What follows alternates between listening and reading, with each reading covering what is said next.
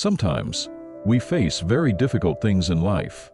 These hard times remind us that we do not control everything. If we could control everything, no one would ever suffer. But when suffering comes, it shows us that our lives are in God's hands. We are weak, and sometimes we feel like we have no power. But God is always strong and loving. In 2 Corinthians 12, God says, "My grace is sufficient for you, for my power is made perfect in weakness." This means that when we are weak, God's strength works even more powerfully in us. The Bible speaks honestly about suffering. It never ignores our pain. When we cry, God cries with us. The Bible does not look down on those who are suffering. Instead, it tells us that God understands every bit of our pain and sorrow. He promises that one day He will take away all suffering forever. And that promise is still true today. The suffering we experience is not the end, rather.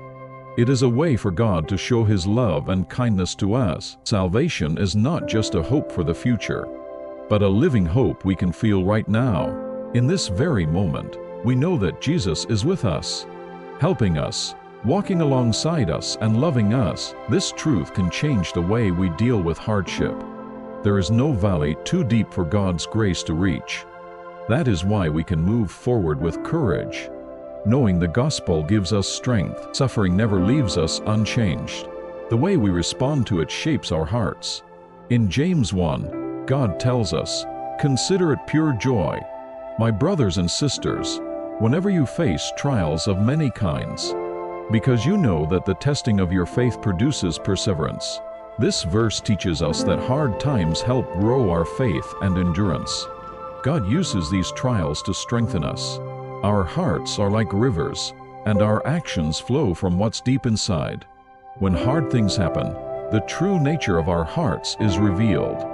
The Bible doesn't say we suffer because we did something wrong. Instead, it teaches that trials are part of God's plan to do something good in us. These tough times reveal what we truly value and how we connect with God.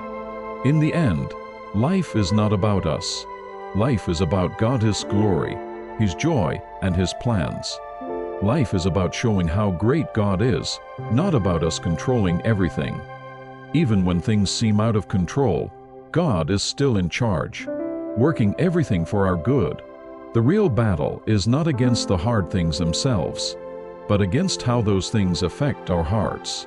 In 1 Peter 5, we are told, "Cast all your anxiety on Him because He cares for you."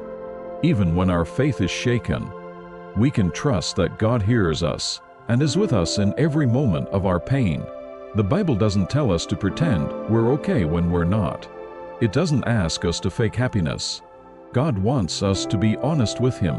Suffering always shows us how weak we are. It reminds us that there are many things in life we can't control.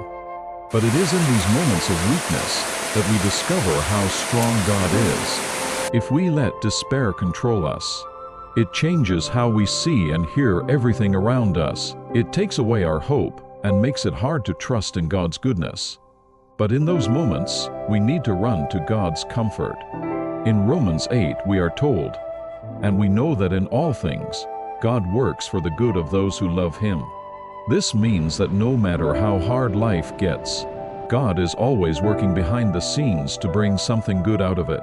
God's grace doesn't always feel comfortable, but it is always good. Sometimes, the very thing we are asking to be saved from is what God uses to do good in our lives. Even though we don't always understand, we can trust that God is working for our good, even in uncomfortable moments. That is why it is so important to remember God's truth in hard times. When we fill our minds with His Word, it helps guide our thoughts, emotions, and choices. Bad theology can make our suffering worse, but God's truth gives us hope and makes our faith stronger. One of the greatest blessings of suffering is realizing that we don't control our lives. It may seem scary to lose control, but it brings us peace. When we let go of the idea that we are in charge, we can rest knowing that God is. Our weaknesses lead us to rely on His strength. Our struggles bring us to the place where we can find true peace in God. God doesn't explain everything to us, and that's okay. We don't need to understand every detail of why things happen the way they do. What matters is that we trust God, knowing He has a plan. In Jeremiah 29 we hear, "For I know the plans I have for you, plans to prosper you and not to harm you, plans to give you hope and a future." Even when life feels confusing, God is in control, and we can rest in His love. As God's children, we have everything we need: comfort, salvation, strength, and wisdom. But sometimes we don't reach for those things because we are too focused on doing things ourselves. So, God lovingly leads us to a place where we realize how much we need Him. When we go through hard times, God sends people to remind us that He is with us. These people can show us God's love, wisdom, and care. So we should welcome the friends God sends to help us. Together, we can trust that God is always working for good, even when life feels tough. Finally, we can be encouraged knowing that God is in control of our lives, even in hard times. The prophet Habakkuk rejoiced because he knew that God was with him.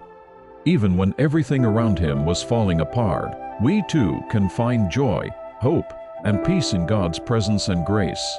No matter what we're going through,